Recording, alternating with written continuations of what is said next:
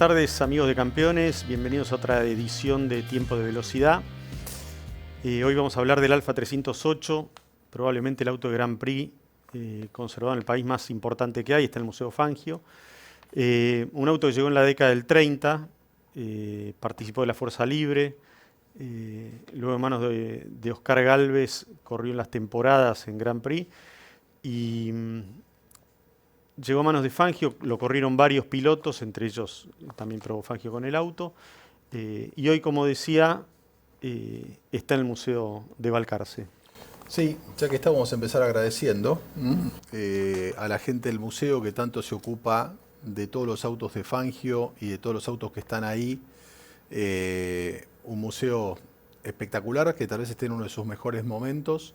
Conserva este auto que tiene 4 campeonatos nacionales. También quiero agradecerle a Chris Berchi, amigo que ya ha estado acá en el programa, con quien tengo muchos kilómetros recorridos de historias de Alfa Romeo, varios libros escritos, y bueno, todo esto que vamos a contar con Willy hoy es parte de la investigación que hicimos con él. Y finalmente a la familia Canciani de Tandil, que cuando hicimos la primera edición del libro Alfa Romeo Argentina fue tan solícita con nosotros, tan solidaria, y hemos compartido tan lindos momentos investigando justamente a este auto. Bueno, vamos a hacer un poco de historia.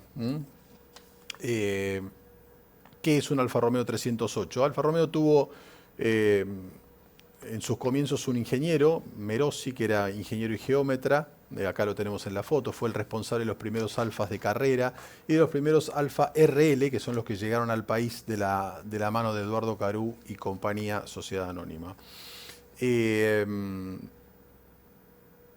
Merossi intervino en Alfa Romeo hasta el año 23, donde Enzo Ferrari, que ya tenía injerencia dentro de Alfa Romeo como piloto, pero también en la parte directiva, trae a un ingeniero que fue Vittorio Iano, tal vez el más exitoso en la historia de la marca. Alfa Romeo diseñó el Alfa Romeo P2, el famoso P2, que estuvo en Argentina, vino a hacer unas pruebas acá al Autódromo de San Martín y en Esperanza, estuvo casi un año, y fue el responsable de los primeros Alfa Romeos de Grand Prix y los 8 cilindros.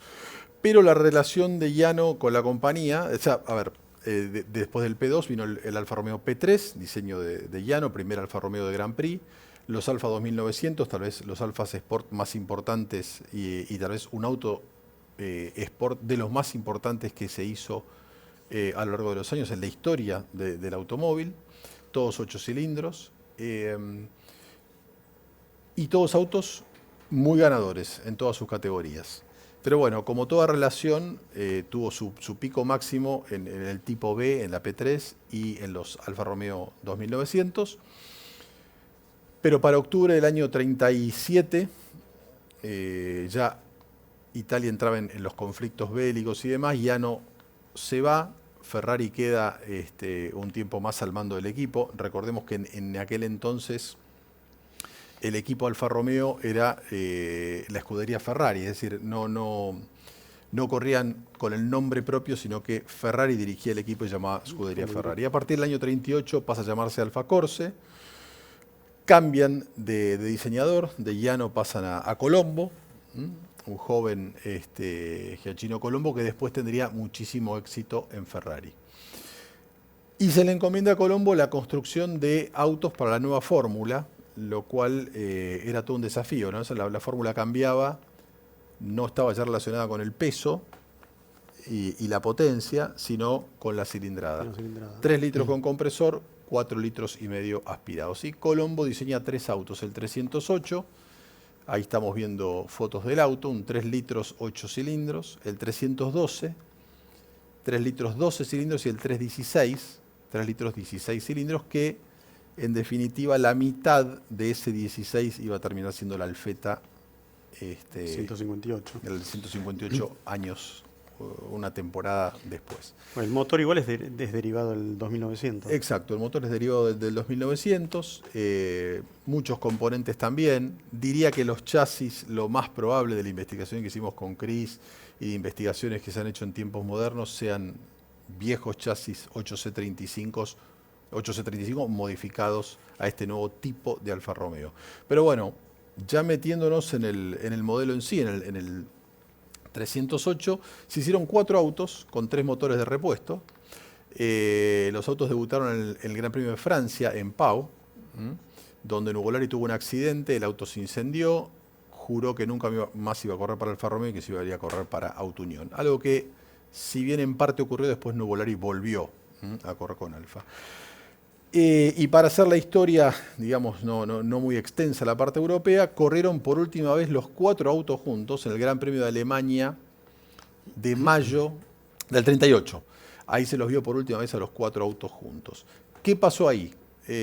Bueno, los conflictos bélicos que iban avanzando, Alfa Romeo, que se tenía que desprender de parte de sus activos, vende un auto a Raymond Sommer. Sommer lo corre un tiempo y lo termina vendiendo a unos americanos, a Wharton y De Wart.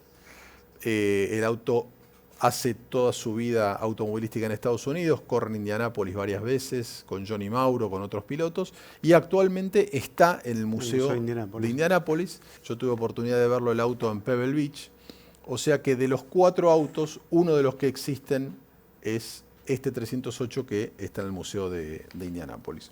Los otros 3, curiosamente, tuvieron destino Sudamérica. Sí. Vinieron a correr las temporadas, ¿correcto? Y fueron Landi, Wimil y bueno, y el de Oscar Gálvez, ¿no? Y el de Oscar Gálvez, el de Barsi de la escudería Naftracurs, que ahora vamos a hablar. El de Chico Landi, amarillo, que tenía publicidad de cerveza Caracú. Cerveza Caracú. Bueno, vamos a ordenarlos igual, de todos modos. Vamos a arrancar primero por el más conocido, que es el que está en el Museo Fangio, el auto que en definitiva terminó corriendo Oscar Gálvez. Ese auto, no sabemos bien la procedencia, pero llega a Montevideo, no logra salir de la aduana, lo había importado un piloto uruguayo que se llamaba Juan Carlos Bellini Caviglia. El auto no hace el paso por la aduana, se subasta y lo compra un traductor de Quilmes. Sí, el doctor Ítalo De Luca compra el auto, no para correrlo él, sino con idea de dárselo a correr a pilotos locales y compartir premios, y también lo logrado por publicidad, ¿no? En el auto. Algo muy común en la época, ya en la Fuerza Libre anteriormente se había dado esto. Bueno, el primer piloto es Ricardo Nassi, un experimentado de la Fuerza Libre que lo corre en 3 carreras y logra ganar en Rosario, no, en Tucumán. En Tucumán. Con el auto. Y después llegó a manos de José Canciani, que gana, corre 8 carreras, gana 6 y es campeón con el auto, ¿no? En el año 40. Sí, Canciani, a ver, la relación de Canciani con Alfa Romeo viene de data anterior, es decir, porque Ítalo De Luca ya había traído otro Alfa Romeo, una tipo B, justamente que yo mencioné hace un rato, una tipo B o P3, que Canciani había corrido con singular suerte. Cuando llegó este Alfa y Nassi lo hace debutar en mayo del 39 en La Plata, que era, si vemos una foto que está alargada de La Plata, es muy interesante, porque hay 4 de los Alfa Romeo más importantes que se han hecho largando en La Plata en el año 39, en mayo del 39. Pero Canciani ya tenía experiencia con De Luca, ya había compartido el alquiler, digamos, del auto, los premios, la prima de partenza y los premios de los sponsors, así que tenía una buena liazón. Nassi hace esas 3 carreras, está la victoria que decís vos en Tucumán, y después el auto pasa a José Antonio Canciani, que lo corre en la temporada 40 y 41, con mucho éxito, gana en Retiro, gana en Mar del Plata y sale campeón argentino. Y el auto tenía publicidad de Amaro Montevar. Amaro Montevar, exactamente, y de YPF. Que es algo llamativo, pero en la Fuerza Libre ya se usaba el tema de la publicidad en Argentina en la década del 30. Exactamente. Y José Antonio Canciani llega a la tapa del gráfico, que llegar a la tapa del gráfico en aquella época era para un deportista de élite, ¿no? Sí, lo que hay que destacar de esa época de la Fuerza Libre o de los autos de velocidad es que en Argentina este auto, que era un auto netamente de Grand Prix y concebido como auto de Grand Prix, competía contra los autos de mecánica nacional, ¿no? En muchas de las carreras llega segundo Chiosa con el bimotor de quien hablamos, pero un auto totalmente artesanal, Popolo con un Graham también hecho en Argentina. El auto no tenía prácticamente rivales, ¿no? Más allá que los pilotos eran buenos. Eso desde ya que es así, pero si vamos un poquito más adelante en el tiempo, una vez que hablamos con Vitito Mieres del auto, que después lo vamos a mencionar, dijo que era inmanejable. Entonces, creo que tanto Nasi como Canziani, y ahora vamos a adentrarnos en los años de Oscar Gálvez con el auto, han sido grandes pilotos en el sentido que han podido sacarle al auto y exprimirle todo lo que el auto podía dar, ¿no? Era muy complicado de manejar, un auto con un tren trasero que tendía, si el piloto no lo sabía llevar, a tener una comba negativa. Tenía mucha potencia en lo que era entre cambio y cambio y el uso del cardán para frenar el auto. Entonces era un auto, más allá de la puesta a punto, que era un 8 cilindros, 3 litros 800. Bueno, vamos a hablar de eso. El auto que vino a Argentina, que llegó a Montevideo, era un 308, pero con un motor de la serie anterior, 3 litros 800 con compresor. ¿Por qué? Porque como acá no regía ninguna fórmula como en Europa, al desprenderse del auto, el que lo compró seguramente lo pidió con un motor de mayor potencia. Tal vez no había 12 cilindros para ponerle o un 16, pero sí optaron por un motor de la serie anterior, 3 litros 800 con compresor, un motor más potente. Los otros tres siempre tuvieron motor 3 litros. Los otros siempre tuvieron motor 3 litros, el que está en Indianápolis tiene el motor 3 litros original, y el otro que sobrevive, del que vamos a hablar después, que es el auto de Lecurine Aftra Course, que corrieron RAF, Wimil y Barsi, también tiene el motor original 3 litros. Pero bueno, este auto que, como dijimos, fue campeón con Canziani en el 41, era propiedad del doctor De Luca. Llega a la guerra, las carreras, de hecho la última fue la de Retiro, 1941. Y el doctor De Luca decide entregarle el auto a su mecánico, que era Ricardo Carú, sobrino del importador, del primer importador Alfa Romeo en Argentina, de don Eduardo Carú. Y Carú hace un repaso total del auto, que implica hacer el motor, hacer la caja, y también le pide cromar la mayor cantidad de piezas posible y ajustarlas con un lienzo cada una para que el auto quede inmaculado. Y se pinta de rojo y termina expuesto en el salón de entrada del Automóvil Club Argentino. O sea, imagínense hoy entrar al Automóvil Club Argentino, que tiene ese salón espectacular en la Avenida Libertador, y encontrarse con un Grand Prix rojo,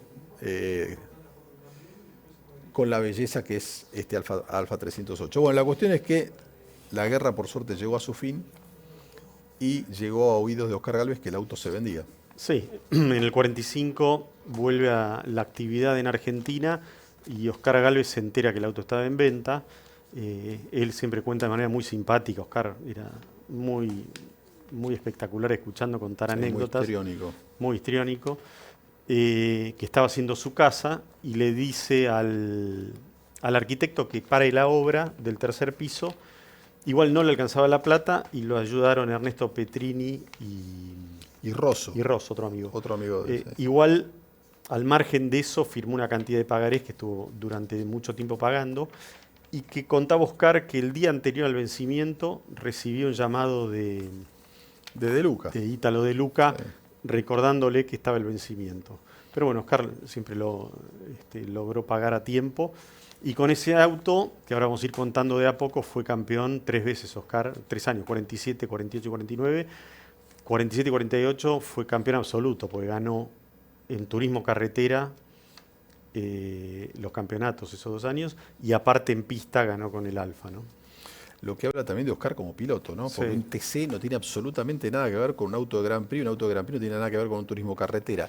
Y aparte, pensemos también que en ambas clases o categorías era autodidacta, porque podía venir Villoresi o Barsi, que eran amigos, y decirle, mira, esto es así, esto es asá, pero en definitiva el que se sentaba y aceleraba el auto era él, y realmente Oscar mostró una gran destreza manejando el 308. Los Gálvez, porque Gálvez, Juan había corrido con la P3 en Retiro 47. Sí, sí, un fenómeno. Y en el 49 fue Juan campeón de TC y Oscar de pista, ¿no? Uh-huh. Bueno, la cuestión es que Oscar hizo las campañas, como dijiste vos, 47, 48 y 49 con el auto, con un singular éxito. También fue tapa del gráfico. Ganó prácticamente en todos los lugares en los que se presentó. El auto siempre estaba impecable, igual que él. Tenía una gran hinchada, Oscar. Y cuenta también que no solo le cortó el tercer piso a la casa, que estuve mirando en Google y existe todavía el edificio, o sea, es evidente, la parte de abajo está modificada, pero la parte de arriba evidentemente es lo que era la casa de Oscar, Y él seguramente. exhibía el auto ahí. Él exhibía el auto ahí, hizo una vidriera, digamos, donde decía el Alfa Romeo 308 de Oscar Gálvez y estaba el auto ahí. A veces estaban el TC y el Alfa juntos exhibidos. O sea, tenía, no solo era un piloto profesional y un mecánico, Oscar, sino que era Sí, un un apasionado de todo lo que hacía, ¿no? Pero bueno, de este auto en particular, con Oscar tuvo una gran relación. Así que como dijimos, Canziani campeón del 41 y Oscar 3 veces campeón con el auto 47, 48 y 49.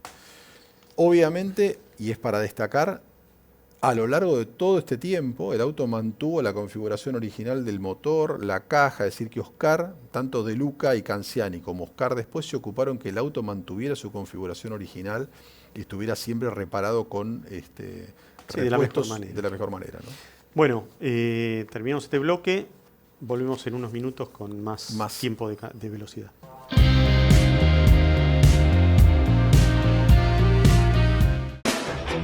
Campeones Radio, 24 horas de música y automovilismo. Campeones Radio, la evolución de la radio. La Fórmula 1 en su máxima velocidad. Vivila en campeonesf1.com. Editorial Campeones presenta Mouras, Príncipe de TC. Un recorrido completo por su vida deportiva, los momentos exitosos, la consagración y su dolorosa muerte. 300 páginas con cada detalle de su trayectoria y valiosos testimonios. Una obra única, biografía homenaje, Mouras, Príncipe de TC, exclusivo de Editorial Campeones.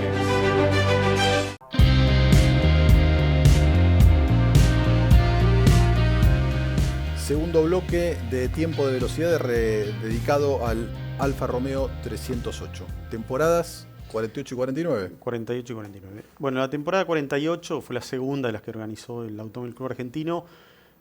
Fueron 4 carreras, 2 las ganó Villoresi con un Maserati 4CL. La otra la ganó Jean-Pierre Wimil con una Simca en Rosario, que Fangio también corrió con Simca y tuvo una gran carrera. Y la otra prueba la ganó Farina con una Maserati en Mar del Plata. Pero la segunda de Palermo fue la carrera que Oscar siempre se lamenta haber perdido porque estuvo muy cerca de ganar. Fue una carrera que estaban obligados a parar a cargar nafta, o por lo menos parar en boxes, hacer una detención y salir. Y Oscar paró a mitad de carrera, se trabó una mariposa de rueda, o una manguera de carga de combustible. Un caos en el box, y cuando salió ya era tarde. Después de la carrera recordó y dijo: yo tenía la suficiente cantidad de nafta, podría haber parado en la última vuelta los 30 segundos que debe parar o minuto, seguir y pasar la línea de meta. O eso se lo dijo Barsi o alguno de los pilotos experimentados italianos, ¿no? Y en el 49... Ahí tuvo revancha. Ahí tuvo la revancha y fue... también se corrieron 4 carreras. La primera la ganó Alberto Ascari en Palermo y en Rosario ganó una Ferrari, fue primer victoria en una Ferrari Farina. Fuera de Europa, ganó Giuseppe Farina. Y en la segunda en Palermo ganó Oscar. Carrera complicada, con mucha lluvia, pero a Oscar eso lo terminó beneficiando porque fueron desistiendo de la carrera varios autos. Él terminó peleando mano a mano con Ascari, que cuando faltaban pocas vueltas del final y estaba muy cerca de pasarlo, abandonó. Y terminó segundo en la carrera Fangio. Bueno, fue un hito en el automovilismo argentino porque Primera victoria de un piloto sobre los extranjeros, y también era como darse valor y saber que se podían ganar y que podíamos tener pilotos de nivel internacional, ¿no? Sí, aparte estamos hablando de ganarle a los mejores del mundo, ¿no? Farina, Villoresi, Ascari, Fangio. Sí. En ese momento ya entre esos 4 tenías a dos, por lo menos tres que iban a ser campeones del mundo: Farina, Ascari y Fangio. Y fue el inicio Oscar, porque estaba realmente a tope, y ese día la lluvia lo emparejó. Él tenía un auto mucho más viejo y mucho menos moderno que los otros, ¿no? sí. Y después lo otro que quería recordar es que el auto lo preparaba Ricardo Carú. Sí, Ricardo Carú estuvo muy ligado tanto a Carlos Arzani cuando tuvo los Alfa Romeo como a Oscar y a Italo De Luca, ¿no? Siempre estuvo presente en... Que esto está relacionado con algo que hablamos mucho, que es el talento y el conocimiento que hubo siempre en Argentina, ¿no? Un auto de Grand Prix complicado de poner a punto, sin embargo, ahí estaba.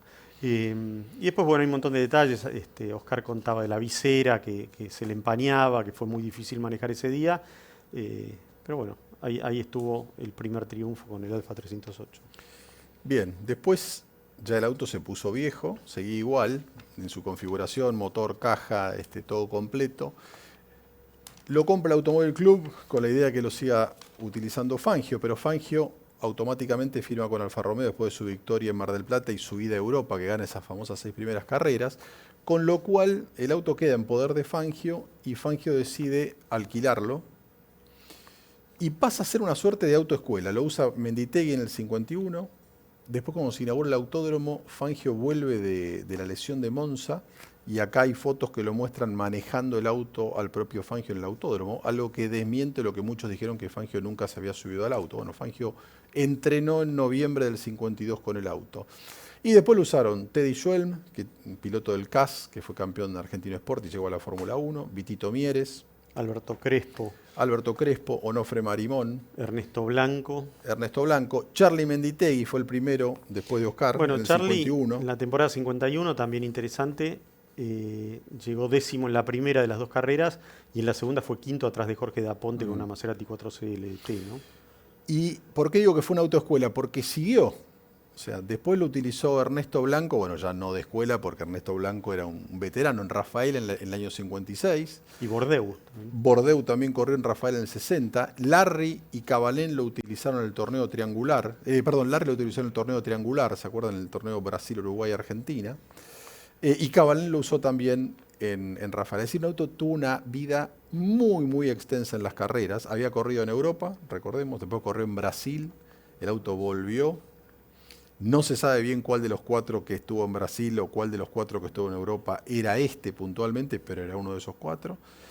Y bueno, hasta la última carrera, que es la de Bordeaux en el 60 en Rafaela, corrió con el mismo motor, caja, trenes, incluso hasta el radiador. Si van al museo y pueden ver la chapita, tiene la fecha de producción. Es una cosa, realmente es una maravilla. Bueno, Oscar, el auto lo amaba, lo cuidaba muchísimo, siempre habló de eso. Incluso cuando gana en Palermo en la lluvia, él dice que al principio no quería correr porque llovía y el auto estaba todo cromado, impecable, ¿no? Decía el chiste. Impresionante, pero estaría muy orgulloso Oscar de ver el auto hoy en el museo como está. El auto incluso hoy anda. Es el mejor auto que tiene el museo probablemente, Fangio, ¿no? y uno de los Grand Prix mejor conservados del mundo. O sea, de los 4, 3 tuvieron destino Sudamérica y uno Norteamérica. El de Oscar, que está en el museo, y después está el auto, llamémoslos así, el auto de Landi y de la cervecera Caracú, y el auto del Ecurie Naftra Kurz, ¿no? Es decir, la escudería de Denis Depois y Raf, el argentino Raf, que vino acá a correr con Barsi, Wimil y el propio Raf. Son 2 autos que terminaron sus días en Brasil. Landi, como bien dijiste vos, vino a correr acá la temporada 47 con el auto amarillo, con las llantas verdes. Bueno, y Barsi corrió también ese año el auto rojo de la Naftra Kurz con una pantera al costado pintada, y fue segundo de Villoresi, ¿no? En las 2 carreras. Sí, también ganó con ese auto en Rosario en el 47. Y ese auto particularmente desapareció en Brasil. De los 2 autos, los 2 terminaron corriendo en Brasil. El de Landi con una cuota de éxito notable, tanto que le llamaban la caja registradora, la caixa registradora, porque ganaba todas las carreras que Landi se presentaba. Lo que habla muy bien de Landi también, ¿no?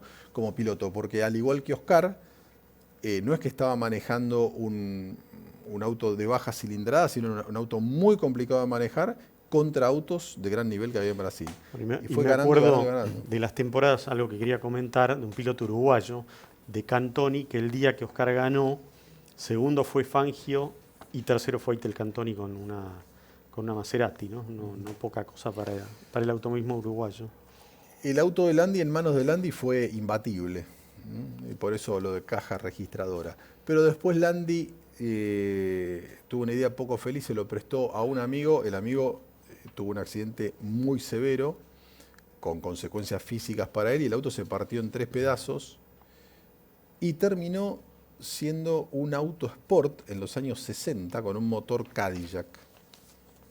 En esa configuración todavía estaba patentado en el año 80, pero el auto desapareció, no existe más. De los 4 es el único que no existe, es el auto de Landi. Y después quedó en Brasil también el auto de Barsi, del Ecurin Astra Course, que Barsi lo terminó corriendo en el año 48 en Brasil, pasó a manos de Benedicto López, corrió un tiempo largo, con menor éxito que el auto de Landi, y el último piloto que tuvo fue un tal Valente, y el auto fue descubierto en Campiñas, en la zona de Campiñas, por el inglés Colin Crabb, que era un inglés que en un momento habría que hacer un programa del que recorría el mundo comprando autos Sport y de Grand Prix y recuperándolos, y él se llevó para Inglaterra una 2900 que estaba en Brasil, un Alfa 2900, un biposto, una carrocería Touring, y todo este Alfa 308 completo, es decir, con motor, la caja, sin prácticamente la carrocería, pues estaba toda modificada, pero completo. Y ese es el auto que pueden ver en YouTube. Hay que buscar y ver las imágenes de eso. Vean las imágenes de Goodwood, lo tiene un amigo nuestro, Julian Massoub, que lo restauró en los años 90. Es impresionante ver el auto andar hoy, y aparte cómo lo lleva él. Y al igual que Oscar Gálvez es un enamorado del auto, porque Julian tiene un montón de autos, pero está siempre arriba del Alfa 308 y siempre está hablando del 308 y siempre tiene algún motivo para venir a vernos y comentarnos algo del auto. Y es tan fanático que tiene los libros y las carpetas de Alfa Corse de la temporada de puesta a punto, y lo tiene puesto a punto como lo tenía Barsi en los años en que corría en Europa el auto, ¿no? Ese era el auto que tenía la trompa modificada por un golpe, ¿no? Exactamente. Sí, el Alfa 308 tiene una trompa cortada en el medio, es muy característico para nosotros verlo, porque lo tenemos muy presente con el museo, pero ese otro auto tenía una trompa más parecida a las Alfetas 158. A las Alfetas, exactamente.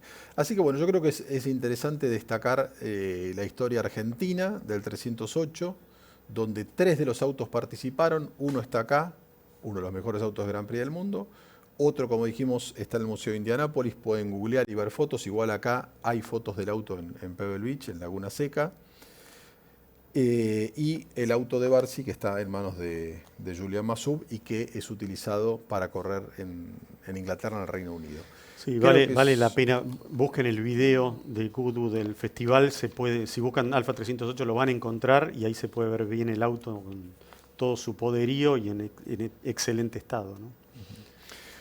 Bueno, un auto que en Europa no tuvo el resultado esperado, fue un auto que para Alfa Romeo estaba en la transición, es el auto inmediatamente anterior a la Alfetta, pero que sin embargo en Argentina y en Sudamérica tuvo un éxito singular. Creo que el que no haya ido al Museo Fangio puede hacer una visita y puntualmente ir a ver este auto, y el que haya ido y tal vez no le haya prestado toda la atención que hay que prestarle, le sugiero que vayan a verlo, porque es un pedazo de ingeniería realmente. Bueno, gracias por acompañarnos. Esto ha sido todo, la historia del Alfa 308, Oscar Gálvez y los otros 308 en el mundo, y nos vemos la próxima. En tiempo de velocidad.